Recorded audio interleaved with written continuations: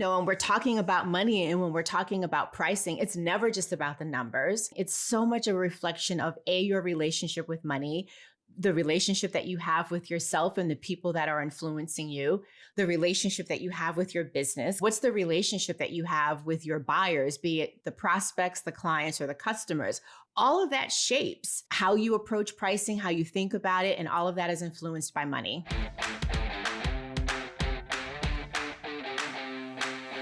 Hey, my friend, welcome to the Art of Online Business podcast. My name is Rick Mulready, and I'm an online business coach. I'm an ads expert, and most importantly, I'm a dad.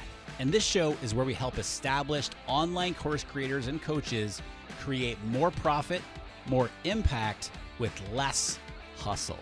All right, let's get into it. All right, what's up, my friends? So excited. I think you can tell by my voice right now. I am so excited. And if you're watching this on YouTube right now, you can see I'm super pumped about today's episode. We're going to be talking about money, specifically how pricing reflects your relationship with money and how you price your things in your business, whether it's your course, whether it's a mastermind, a coaching program, your products, whatever it might be, how that pricing and your relationship with money sets you up for where you want to be in life financially long term. So we're going to break down pricing, the psychology of pricing. We're going to talk about long-term wealth building today. By the way, this is not financial advice. This is educational and informational only, and entertainment purposes as we listen to podcasts. So I want to say that. And this is just an amazing discussion with my guest today, who I'll introduce you to in just a second, because frankly, this is something that does not get talked about enough. How we look at money in our business, and then how do we leverage the profit that we're making in our business for long-term wealth building, right? So we talk about that. We talk about stocks. We talk about real estate today. We talk about how the things you do in your business need to be informed by your personal financial goals. We break it all down here today. And joining me to share her expertise is Jacquette Timmons, and she's a financial behaviorist, which I just love this. She teaches and talks about and coaches on the human side of money, integrating things like emotion, identity, and psychology with the numbers, which is awesome because so many of us just look at the numbers, not the other side as well, looking at the big picture. And we break it all down here for you today. Now, before you go hang out with Jacquette, if you're a more established online course creator or an online coach, meaning you're doing minimum 100K in revenue from your online business, and you're looking to increase your impact, increase your profit with less hustle, that's what this is all about, right? It's how do we grow our business and have a bigger impact and increase our bottom line without adding hours, because we're already doing all this stuff, right? If you're feeling overwhelmed, not really sure what next steps to be taking, that is what we help you do inside of our accelerator coaching program through the lens of mindset, optimizing your systems and processes, and optimizing your sales and marketing. So this is one-on-one coaching, by the way. This is group coaching and a mastermind experience all wrapped up into one. And so if you want to learn more, it's application only. So to learn more and apply, go to rickmulready.com/accelerator. All right, my friends, let's do this, right? Let's go hang out with Jacquette Timmons. Jacquette, we are going to be talking about a very loaded subject today. Everybody's favorite subject that no one wants to talk about, but yet everybody wants to know about it. We're going to be talking money today, Yes. right? We're going to be diving into it from a little bit of a different angle, because in previous conversations that we've had, we want to kind of dive into it from the level or from the perspective of pricing in our businesses, and how we price things reflects our relationship with money. Yes. And I'm fascinated by that. And so we're going to talk about that. We're going to talk about, retirement planning. We're going to talk about all things money from an entrepreneurial standpoint. And I'm so excited to dive into this with you. So why don't we start by having you introduce yourself, who you are, what you do, and kind of how you got to where you are today. My pleasure. Thank you for having me. So, for your listening audience, I'm Jacquette Timmons. I work as a financial behaviorist and I focus on the human side of money. And I got to that emphasis, if you will, starting with seeing the crash of 1987 and seeing that up close and personal. My very first job out of undergrad, and really recognizing that there were some people who, because of how much the market lost on that day and how much they lost for themselves and for their clients, if they could have, they literally would have jumped out of a window. And then there were other people who were really calm. So that is the first seed, the fascination with wondering, why are people reacting very differently to the same event? And then that was amplified by my time working in the private bank, managing money for high net worth individuals, and realizing that although they have several zeros and commas behind those more than my family did, that at the end of the day, they had the same questions, the same challenges, frustrations, and desires. They just had more income and assets to work with addressing those things. And so when I started my business in 95, initially as an investment manager, it was to do the exact same thing that I had been doing there. But over the last 20 years, I've been focusing on coaching and working as a for hire speaker, really looking to take behavioral economics and behavioral finance out of academia and get it at people's dining room tables and make it much more accessible and help people to understand that success with money is not just a mathematical problem that you can easily solve. Because if it were, we'd be here having a totally different conversation.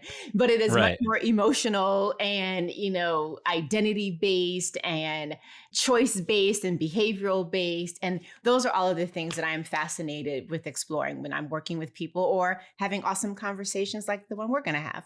Well, this fascinates me. I mean, the financial side of, building wealth and how we think about money and all that sort of thing fascinates me. But when it comes to, you just said emotional and identity based things. So two different things. So I want to start with the identity based. Our viewpoint around money. Talk about that. Like what exactly does that mean from an identity based standpoint? Sure. I think, so much of money is a reflection of how we see ourselves, how we want other Mm, people to see us, and indeed how other people do see us. And so that would be the identity piece, right? Do we have as much as we want to have, or as much as we see someone else has? Do we have as much as we think we deserve? How much of our experience with money is driven by, quote unquote, how we look, or where we went to school, or the communities in which we live? All of that is identity. Where did you go to school? What's the kind of work that you do? All of that is really identity influencing, if you will. And hmm often a lot of that is tied to money, and I think in some instances it's why people get a lot of satisfaction of wearing designer things, because that says that, oh, you fit into a particular category. So I hmm think, not I think, that's what I mean when I say identity. And so much of money is really an intersection of behavior, identity, and emotions. On the other side, on the emotional side, because like what I think about and what you're saying here. So everybody listening right now, we're Mhm. entrepreneurs. We have an online business. So what I'm hearing you say is our identity, how we identify ourselves and the emotional side and all that, is that sort of dictating how financially successful the business is or not? So, what I want to be careful of is that I don't think it's necessarily dictating how financially successful the business is, hmm but what it is dictating are the choices that you make around your business model, about your sales process, about how you approach pricing, about who is your audience for the product or service that you offer, about your positioning. Do you want to be at the premium end of the level, hmm or at the budget end of the level, or spectrum, I should say, or somewhere in between? And it's not that one end or in the middle is better than the other, but you need to be really clear about where you want to be, because that's going to affect, again, your positioning and your pricing. And that's also where identity comes in. Okay, so let's just say that, there's an online coach, Hmm. and maybe they have an online course, but they're doing like a coaching program or something like that. They're $100,000, and they want to scale to, the number that everyone wants to get to, because they hear that I've made it, right? I've talked a lot about that here on the show. They want to get to seven figures. They want to get to $1 million in revenue in their business. Hmm. What is it going to take on like how they're thinking about it? They're on the emotional side, the identity side, the behavioral side. What is it going to take for them to, I know that this is a much bigger question, but like in a nutshell, are there things that they can be doing from this side of, the spectrum here in order to make it easier to get there? Yes, there are. But I think that the first thing that they have to really kind of unpack Hmm. is, what's the purpose of that $1 million? and Yes. Thank you for saying that. Yeah. if it's a vanity metric, fine, but be clear Yeah. about that it is a vanity metric. And then if it isn't, what is the purpose of that? And I think, one of the things that I'm always trying to use every opportunity that I have to communicate to folks is that I believe one of the best business decisions that you can make is to ensure that that business prioritizes the health of your personal finances. So if we think about it from Mm. that standpoint, how is that $1 million helping you achieve whatever the personal financial vision that you have for your life is? And I think that's where it first needs to start. So, what's the purpose of that $1 million? And again, if it's vanity, be clear about it, Yeah. but understand that you've got to make different choices and trade offs when you are building $100,000 business Hmm. versus when you're building or are on track for building $1 million business, and clearly the intervals in between. So, is it possible? Absolutely. But recognize that your choices and the trade offs are going to be very, very different. Okay, I want to go down this. So we're going to talk about this later, but I think this is a great time because you just brought it up here. We're going to definitely come back to the pricing part, but you know, when you say our business decisions should be being informed by our personal financial, like what do we want in our personal side? Hmm. Talk more about that because now we're gonna, I know that we're going to get into like, building long-term wealth, retirement, all that stuff. Yeah. So where do we even start with that conversation? So, one of the things I always ask people to do is, and I frame it in the form of an exercise, and it's called the financial wheel. And it walks people through the four major things that anybody can do with their money, regardless of where they are on the income or wealth spectrums, right? It's earn their money, save it, invest it, and spend it. So, ask yourself questions, and I'll just quickly go through them. Like, for example, on the save, how much do you want to save in the next 30 days? How much do you want to save in the next year? When you are the age of the oldest person that you know, how much do you want to be able to say you have saved, or the highest amount you ever saved in any given year, or the average of your best 3 years, 5 years? So that takes care of saving. When it comes to investing, that's about building wealth. And I know we'll go into it in a little bit more detail. But really, from a financial wealth standpoint, there are three pathways to building wealth. You own a business, you invest in the stock market, and you have income producing real estate. What are the pathways that you want to pursue? So clearly, if you're listening, you already own a business. So that's one pathway. But are you going to do all three? Are you going to do two? And if whatever your combination is, what's the valuation? Like, what's the valuation of your business that will make you say, yes, I am wealthy? What's the valuation that you want to see when you look at your investment statement that will make you say, yes, I'm wealthy? And similarly for your real estate portfolio. How do you want to give money? That's social wealth, whether it be to family and friends or to organizations, causes, et cetera, that are important to you. Time wealth. How do you want to spend your time? If money were not an issue, what would be different about how you spent your time? And if we think about financial wealth and social wealth and time wealth as being future oriented, physical wealth is about what are you doing to make sure that you're taking care of yourself so that you can build up that financial wealth, social wealth, and time wealth. And then I have another bucket when it comes to investing, and that's just your overall well-being in terms of physical and mental and emotional and spiritual, if that's relevant to you. And then we get to lifestyle, right? What are the lifestyle upgrades that you want to have? Would you live in the same city, state, country? Would you live in the same house or apartment that you currently live? Like, what about your life would be different that you haven't already addressed and invest?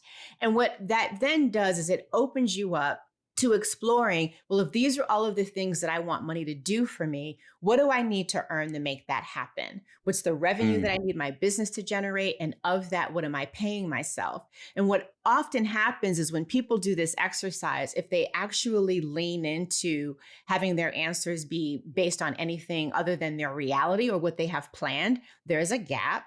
And the question becomes, if you change nothing about your business model, your sales process, or pricing, could you close that gap? Mm. And for most people, the answer is no. And Yeah. for those very rare occasions when they say, actually, I could, I will then follow up and say, then are you okay with the time? Because clearly the time is not going to be immediate. So that's what I mean about you need to first know what it is that you want money to do for you personally so that that can shape the kinds of business decisions that you make, again, regarding your business model, your sales process, and your pricing strategy. I had a conversation recently with one of our accelerator students who said that they were only a few years off from FI. And I, Does that mean it? F it? well, that's what I thought it Okay. was, because I've heard like you have an F it Right, number right, basically, and it's just like, hey, I don't even care at this right. point.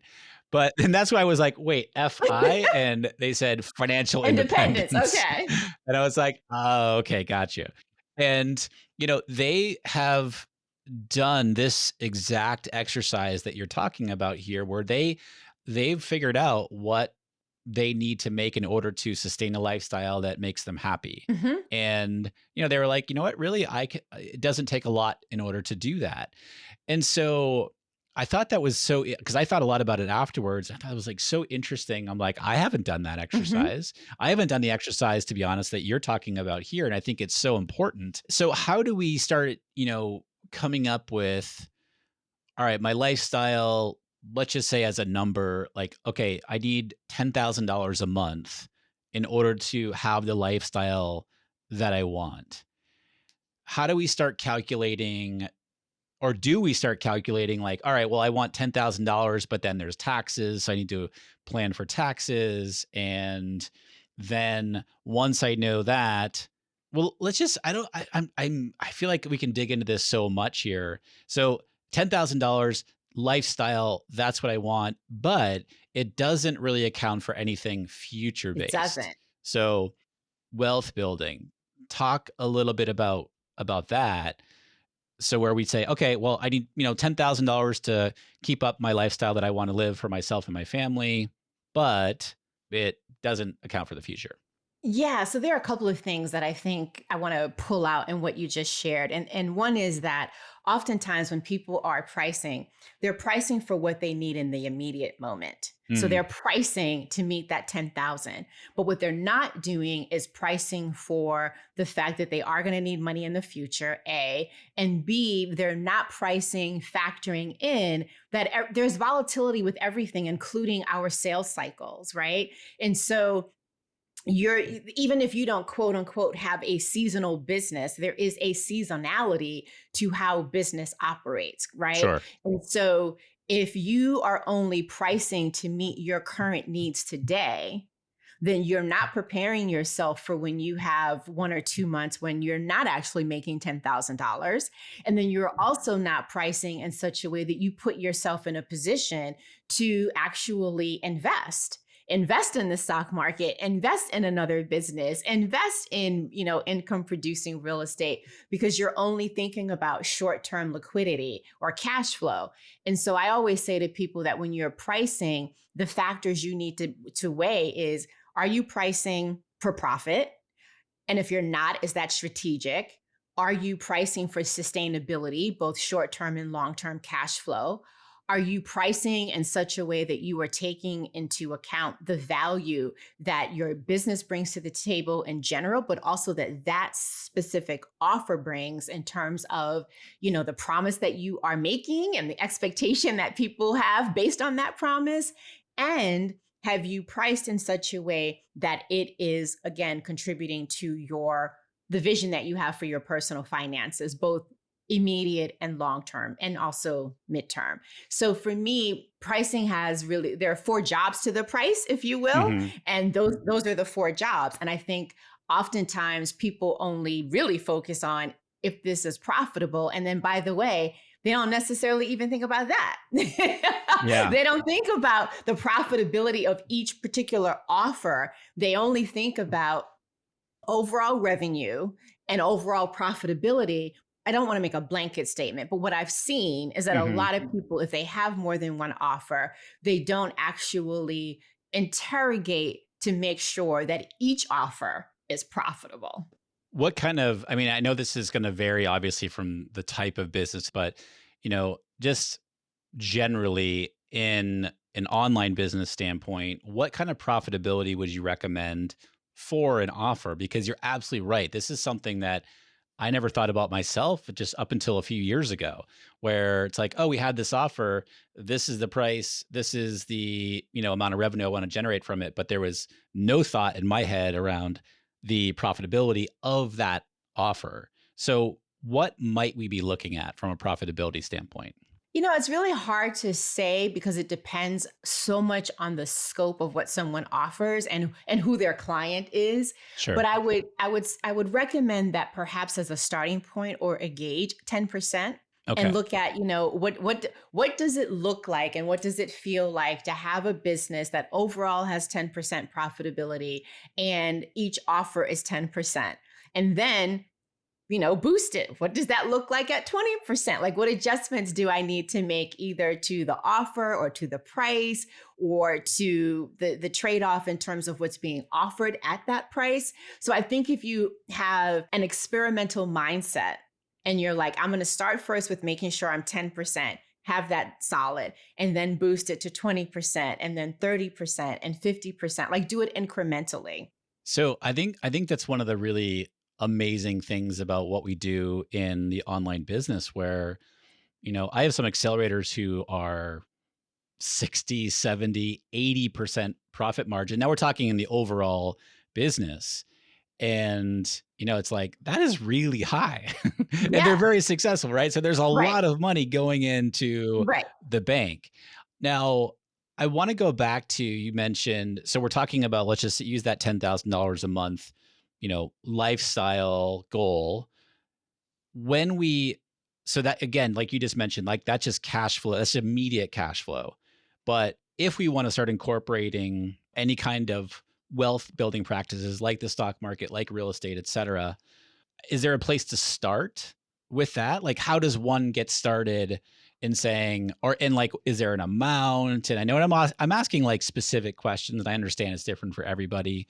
But like, if somebody's doing well, they're funding their lifestyle, but yet they're not thinking about future based planning, where does one start?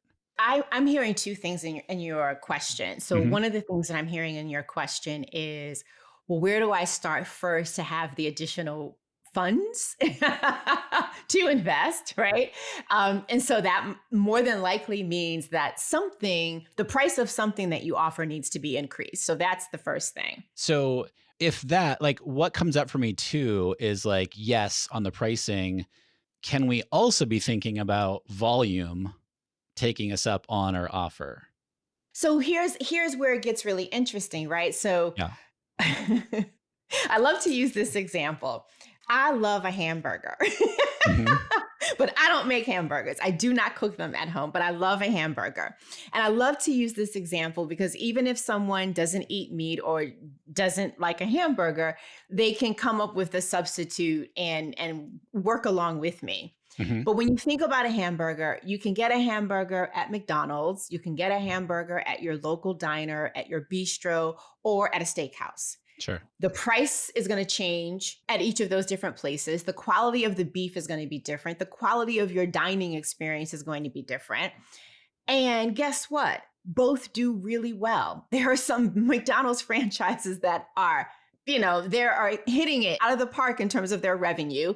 And then there are some fine dining experiences and restaurant companies that are also hitting it out of the park. However, there's a volume game.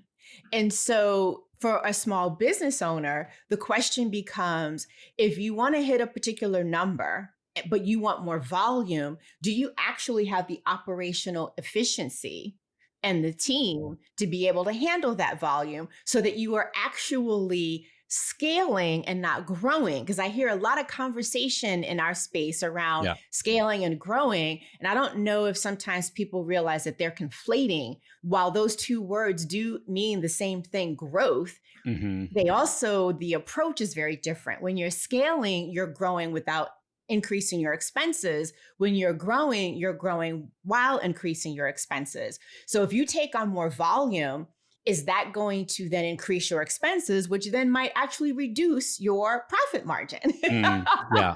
So Yeah. those are all of the different things that you have to, I think, be mindful of and really be discerning around whether or not the words you say map with the actions and the choices that you will ultimately have to make.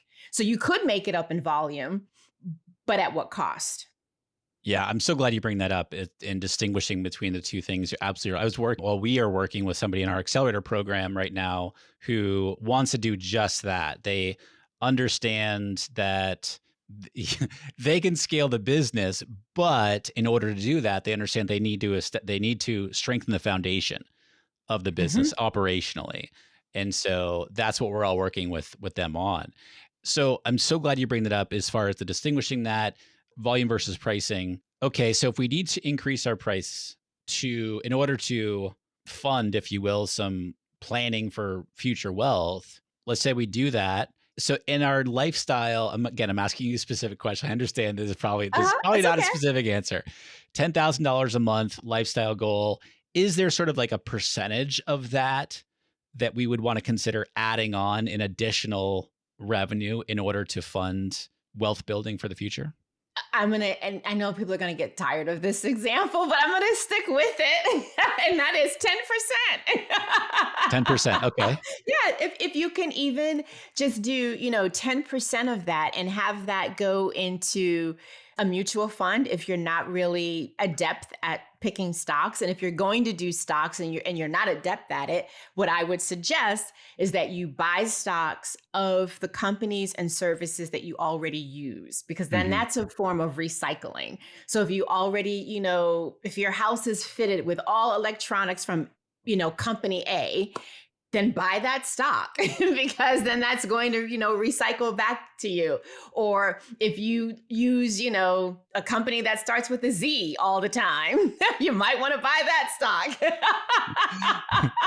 Okay. So that's one way. If you are not skillful with choosing stocks, of doing it because you are already familiar with the product and service that you're buying the stock of. Otherwise, just buy mutual funds, whether it's an index fund or an ETF. And that will be a great way to start.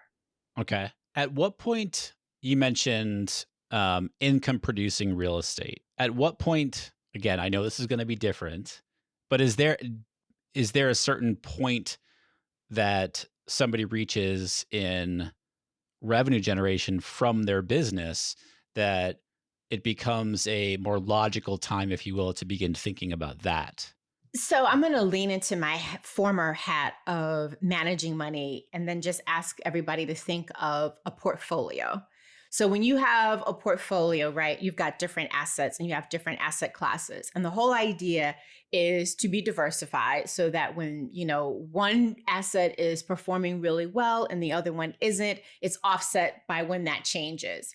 I think similarly, the same is true when it comes to thinking through, again, if you offer more than one thing, thinking through how each of your offers are an asset.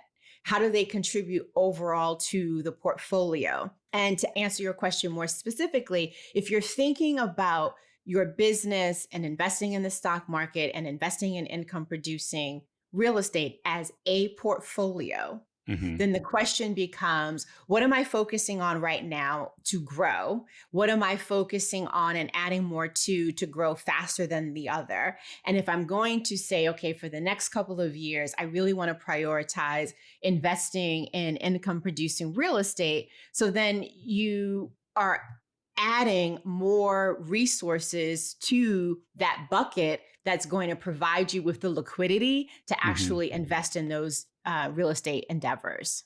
Does that answer your question? Yes. Yeah. And so, well, I was hoping that you'd give me a number. I'm just kidding. I'm just kidding. Uh, I'm, no, Sorry. no, Well, here's the other reason why for not giving a number. There's so yeah. many different variables, right? I live in New York City. The Hmm. number that one would need to buy an apartment in New York City is Yeah. very, very different than perhaps the number that someone would need to buy an apartment in, say, Tennessee, Right. right? Yeah. It's just, it's so different. So that's why I can't really give No, I know. a specific number. Everybody, it's a different situation, Yeah. different situation for everybody. Now, so I'm in this boat right now where I'm really fascinated by, and I don't have any income producing real estate at this point. However, it's a very much an interest of mine, and I'm starting to learn. I haven't started to learn, but I've set myself up to start to learn, if that makes sense. What do Yep. you Mhm. recommend for people looking to learn more about, stock market investing, real estate, income producing real estate investing, that sort of thing? So I would actually start with a mock portfolio for both of them. So Hmm. on the real estate side, right? I would suggest that people spend some time exploring and investigating, well, what kind of real estate are you looking to build up your income producing real estate with? Residential property, with commercial property, with a hybrid? Start thinking about where you want to do that. Start thinking about what are the down payment requirements, because that then becomes your savings goal, right? I always say to people, you should have more than one savings account and more than one bucket. That will help to inform how much money you are putting in that bucket. And then similarly for, stocks, you can begin to have a mock portfolio where you're not putting any money in, but you are testing your ability to choose stocks that are in alignment with what you want it to do, in terms of, do you want income producing, like dividend stocks that will give you a dividend right now, Hmm. or are you just purely focused on appreciation? Try it with, play money on a spreadsheet for a little bit of time to help build up your confidence, and then actually use some real money. I like that. And there's sites out there, I don't know off the top of my head, but there's sites out there I know that you can do that with, where you can just kind of play around and say, oh, I'm starting with a whatever, $5,000 and I want to buy these stocks. And it's just kind of, you kind of play the game and it's not actual real money in Right. terms of setting that up. There are definitely platforms that will help you to do that. And then also, there are platforms that will help you to just do it fractionally. So, like, if you were like, I just want to get started right away, you could just do something like Acorn, which will just take, your over, like, if you, what is that thing it's called? If something costs 90 cents and you have that threshold at $1, it'll take that 10%, that 10 cents and invest it. I'm just using that as an example, Hmm. but it takes that difference and it invests it in the stocks that you want to purchase, because you can do fractional shares. You could do even something like that.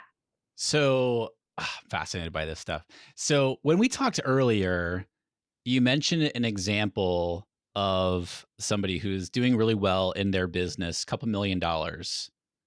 And you were looking at the situation where that could be, they could be doing double in revenue. Yeah. I want you to share with this, like share as much as you're able to, and let's break this down. And why isn't the business double?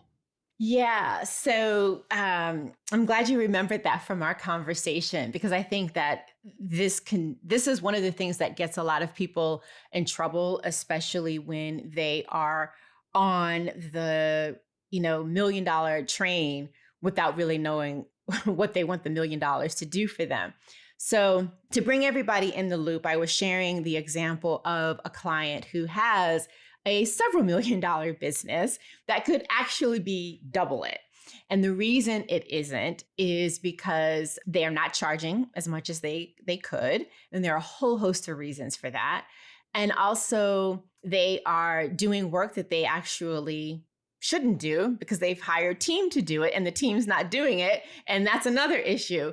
But when we unpack all of it, what it ultimately boils down to is this person comes from a family where it is first generation. And in her family, it was all about education. And she did all of the things that they said that, this is what you do, right? Went to Hmm. Ivy undergrad, Ivy business school, worked at a white shoe accounting or consulting firm, went to a partnership, and now has her own. And the problem, though, is that growing up, the messaging that she got was don't be like those rich people. Mm. And now she is, from a financial standpoint, quote unquote, like those rich people. But when I Yeah. talked earlier about identity and emotions, there is an internal conflict around, okay, now I have the money that puts me in this category, that allows me to do things and to help my family that I couldn't before, hadn't even maybe even dreamed of being able to do before.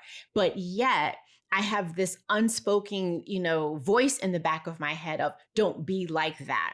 And that Mm. people don't realize how those silent influences are actually really, really loud when it comes Yeah. to, influencing how you run your business, how you price your services, how you might internalize why, on your own, when you put out proposals, you get pushback, but when you were inside a partnership or when you were inside a consulting firm, you didn't get pushback. And you're like, well, wait a second, I'm quote unquote doing the same thing. So Right. all of that is wrapped up. And that's why I always remind people that, when we're talking about money and when we're talking about pricing, it's never just about the numbers.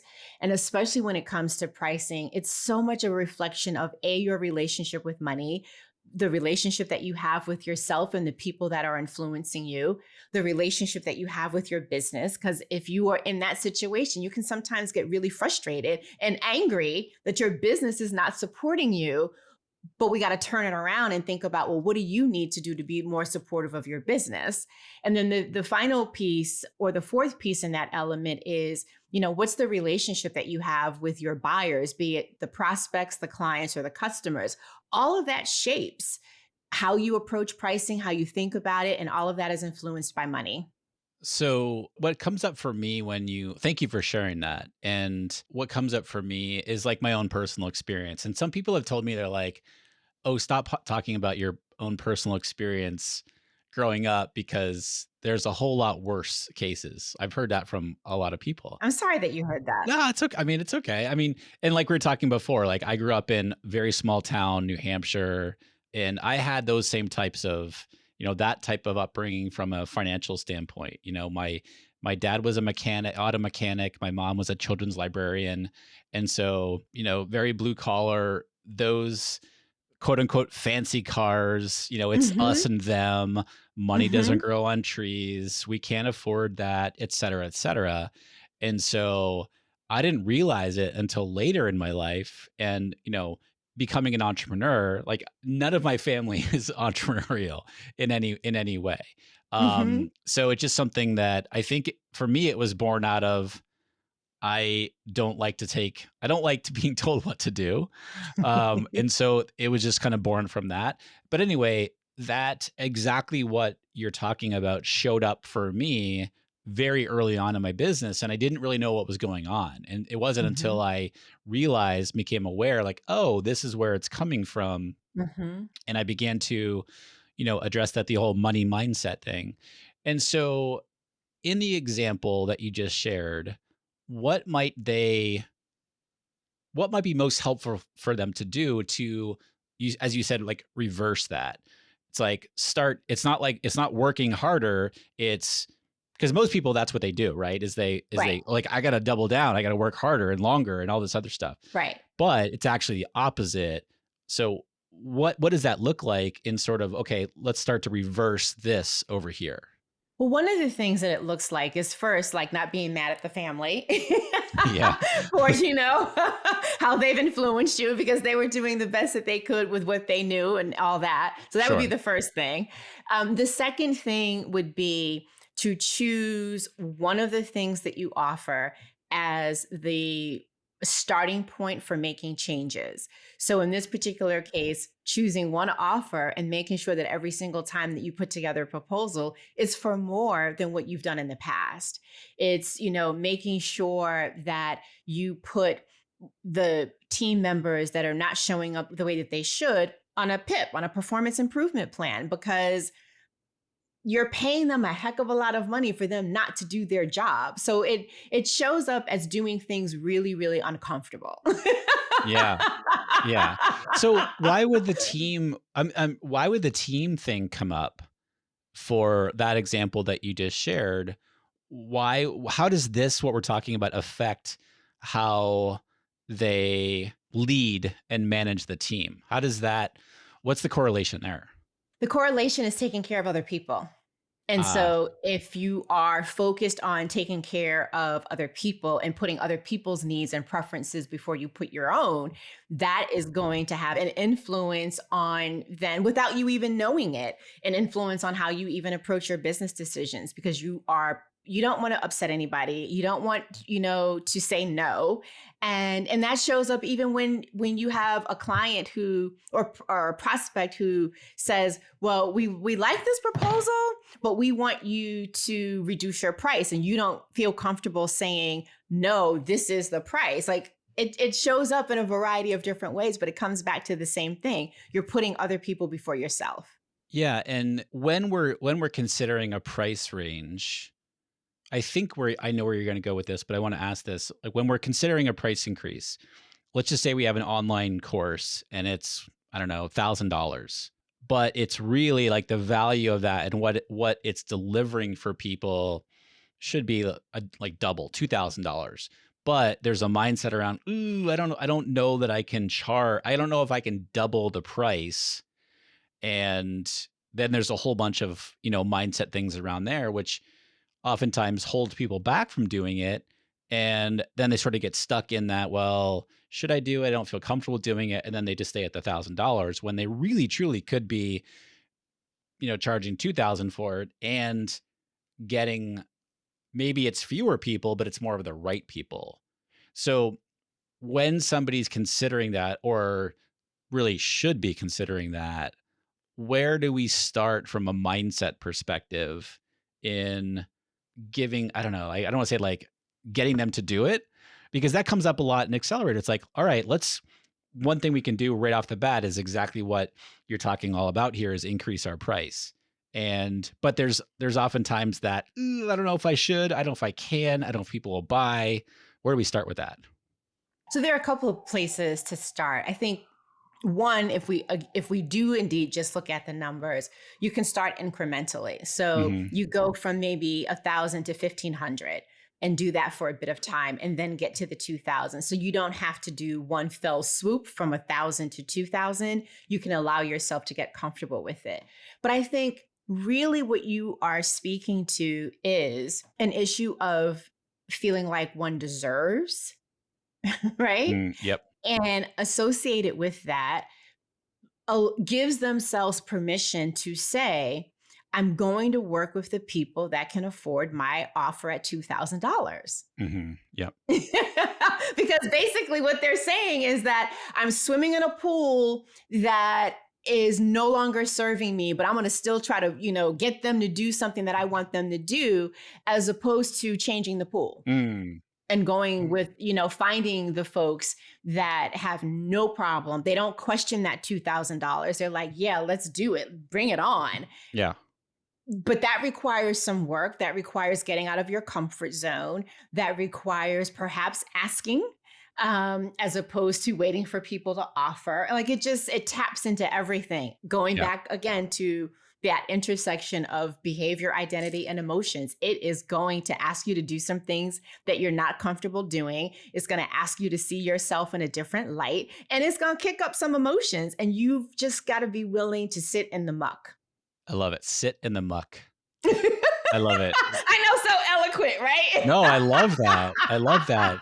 So what I'm really hearing is when, like, regardless of what we're doing in our business from a revenue standpoint, from an investing standpoint, a really good place to start would be to really think about money and like how we feel about it and what's our background. And as you've been talking about, maybe not realizing that we have an identity towards money, but like, oh, okay, well, you now do. Everybody listening, you now know that you have, whether you realize it or not, an identity towards money, in the emotional side, etc. Would you agree, like, this is a good place to start regardless where somebody's at?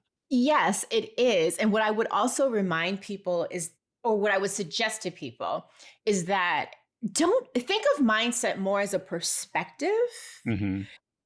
and all perspectives can change, Sure. but they only change with action, right? Yeah. Because you've got to do something and get some evidence that serves as feedback for that action that you've taken in order for the perspective to change. And I find that sometimes when people are talking about mindset, they position it as though you can just think your way through to the other side of something. Yeah. And I don't think that's really beneficial. I think that you've got to act your way through to the other side. And that feedback is what helps you to shift your mindset slash perspective. Mm. Does that make sense? Yeah, absolutely. Because, we talk a lot about mindset here on the show, and that's one of the pillars that that is a big part of our accelerator program. And you're right. It's like, okay, we start with the mindset, but like you have to be able to be taking action with the right mindset. And like you Right. just, I'm so glad you bring that up. It's that perspective and so forth shifts in our Hmm. mindset when different things happen, etc. Yeah. I want to just loop back on one point as we start to wrap up here.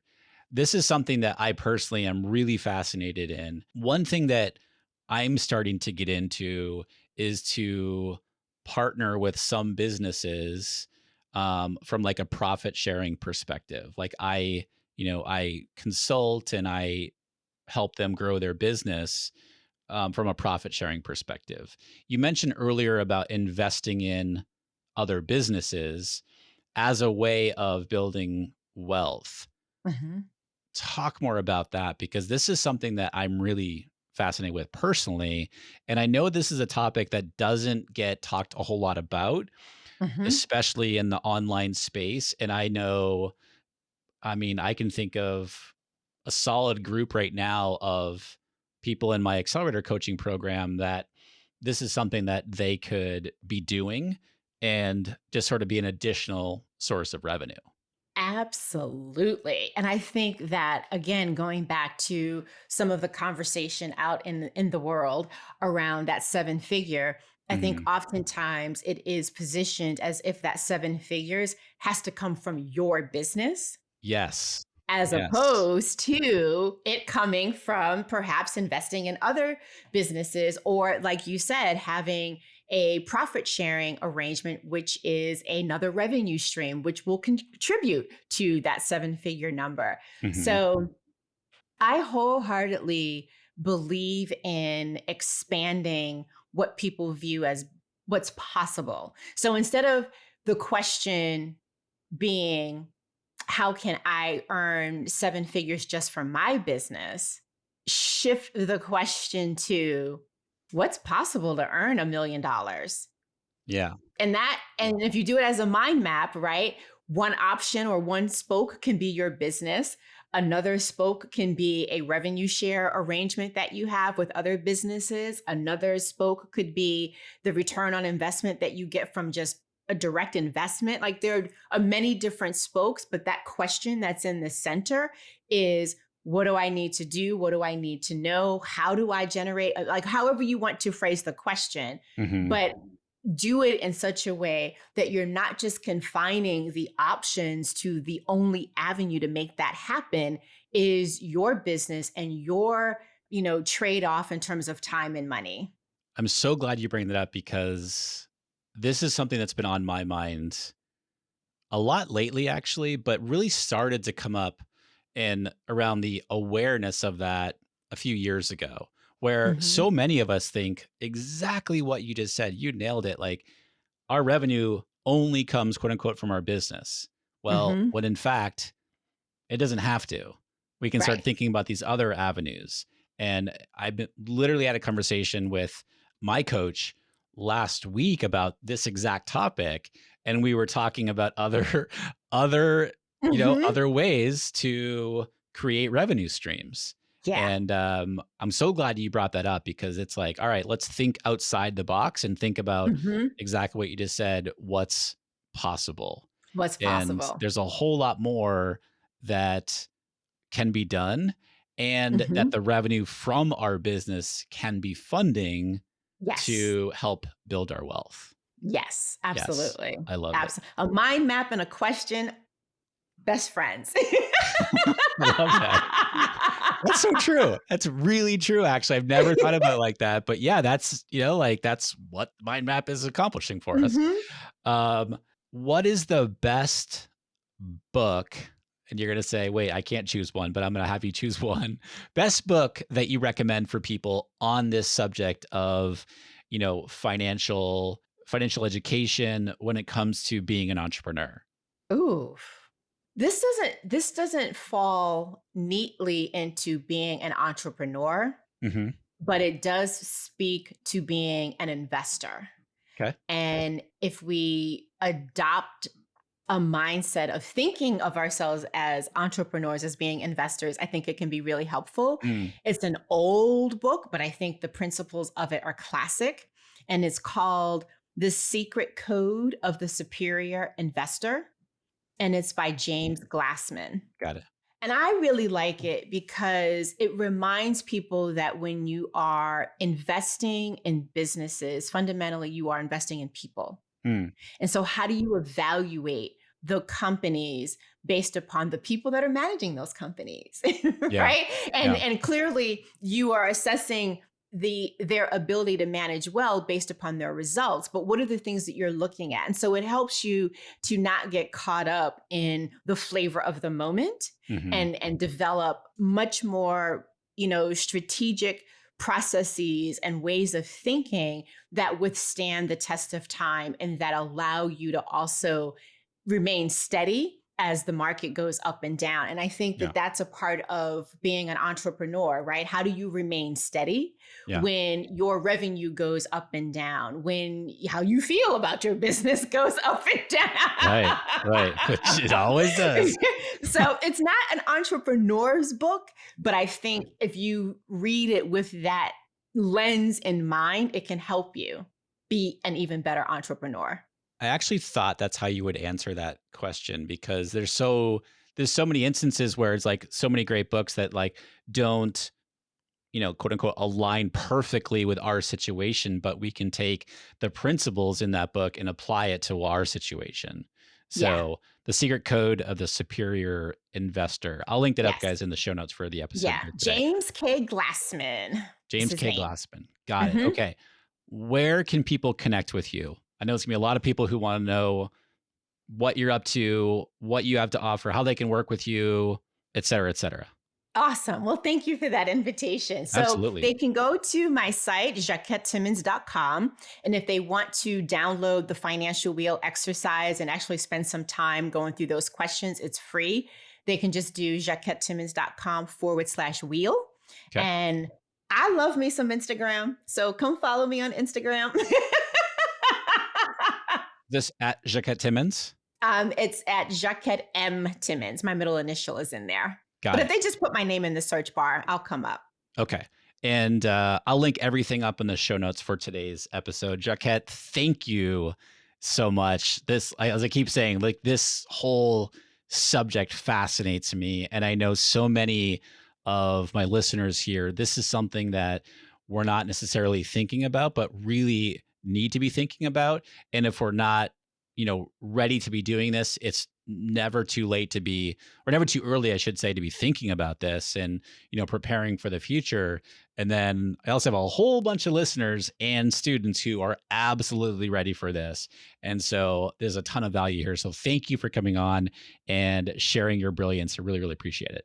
Oh my goodness. Thank you so much for having me. I really enjoyed our conversation. And I'd like to add to your it's never too early. It's also never too late. Ah, good point. Good point. Thank you for clarifying that. Yes. So glad you added that. Thank you again. Oh my goodness. Thank you. All right. Hope you got a ton out of this interview here today with Jacquette.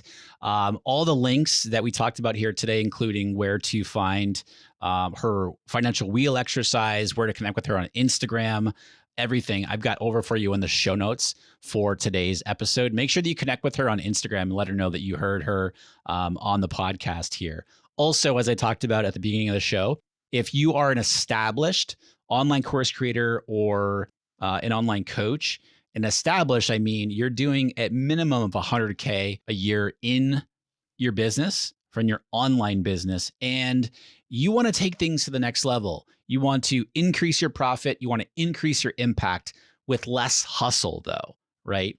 That is what our accelerator coaching program is all about helping you do. This is a one-on-one coaching, group coaching, and mastermind experience all wrapped up into one, if I do say so myself, and as do my students, amazing program. We help you do that through the lens of your mindset, optimizing your systems and processes, and then optimizing your sales and marketing. So if you're feeling overwhelmed, you're not really sure what next steps to be taking in your business in order to take it to the next level without adding more hours to your business, I want to invite you to learn more and apply. It's application only. Go to rickmulready.com/accelerator.